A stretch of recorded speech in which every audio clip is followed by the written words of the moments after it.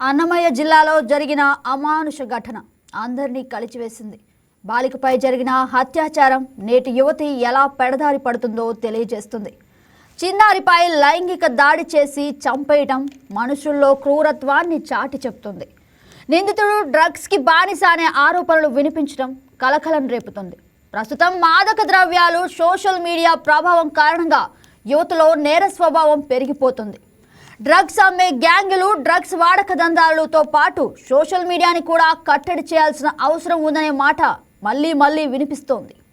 ఈ దారుణ ఘటన ఒక నేరస్తుడి క్రూరత్వం మాత్రమే కాదు, పిల్లల భద్రతపై కుటుంబం, సమాజం కలిసి ఏర్పరచాల్సిన రక్షణ వలయంలో ఉన్న లోపాలను కూడా బహిర్గతం చేసింది. పిల్లలు ఎవరితో మాట్లాడాలి, ఎక్కడికి వెళ్ళాలి, ప్రమాద సూచనలు ఎలా గుర్తించాలి అనే అవగాహన ఇంకా తగిన స్థాయిలో లేదు. తల్లిదండ్రులు అప్రమత్తత, పరిసరాల పర్యవేక్షణ, అలాగే సామాజిక జాగ్రత్తల లోపం ఈ దారుణానికి పరోక్ష కారణాలుగా కనిపిస్తున్నాయి. పిల్లలకు సేఫ్ టచ్, అన్సేఫ్ టచ్, ప్రమాద సమయంలో ఎలా స్పందించాలి, ఎవరిని సంప్రదించాలి వంటి ప్రాథమిక సమాచారంపై ఇప్పటికీ అవగాహన కల్పించడం లేదు. భద్రత అనేది కేవలం కుటుంబ బాధ్యత కాదు, సమాజ బాధ్యత అనే భావన కూడా పెరగాలి. దేశవ్యాప్తంగా చిన్నారులపై లైంగిక నేరాలు పెరుగుతున్న నేపథ్యంలో మదనపల్లి ఘటన మరో భయానక ఉదాహరణగా నిలిచింది. పరిచయం ఉన్నవారే నేరస్తులుగా మారుతున్న ధోరణి ఈ సమాజ నైతిక స్థితిగతులపై ప్రశ్నలు లేవనెత్తుతుంది. కేవలం చట్టాలు ఉండగానే సరిపోదు, వాటి అమలు కఠినంగా, వేగంగా ఉండాలి అన్న డిమాండ్ మరింత బలపడుతోంది. మదనపల్లి ఘటన సమాజం మొత్తానికి హెచ్చరికగా నిలవాలి. ఇప్పుడు ఇదే విషయం గురించి మనతో మాట్లాడడానికి మా ప్రతినిధి రమేష్ కుమార్ నెల్లిమర్ల నుంచి మనతో మాట్లాడతారు. అలాగే నిజంగా నిన్న జరిగిన మదనపల్లిలో జరిగిన ఈ ఘటన యావత్ ప్రపంచాన్ని షాక్లో ముంచేసింది. దాని గురించి మనతో మాట్లాడతారు. Yes Ramesh, good morning. Good morning. Yes Ramesh, చెప్పండి, మదనపల్లిలో జరిగిన ఈ ఘటన నిజంగా ఒక తెలుగు రాష్ట్రాల్లో ఒక సంచలనంగా మారింది. నిజంగా ఇంత దయానీయ స్థితిలో ఉన్నామా అనిపించేలా కూడా ఉంది. దీని గురించి మీరు ఏమంటారు? ఇంద్రజ, నిన్న మదనపల్లిలో జరిగినటువంటి 7 ఏళ్ల మైనర్ బాలిక రిషిప్రియ మీద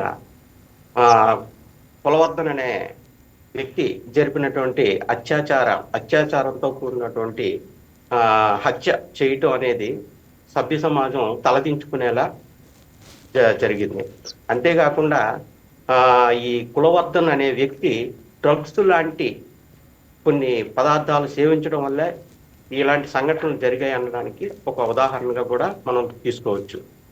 అసలు ముఖ్యంగా తెలియజేయాలంటే యువత ఈ డ్రగ్స్కి అలవాటు పడి చేయకూడనటువంటి ఎన్నో నేర ప్రవృత్తులకి పాల్పడుతూ ఇలాంటి బాలికలకు అత్యాచారాలు, ఇలాంటి సంఘటనలకి దారితీయడానికి ఒక కారణం అవుతున్నాయి.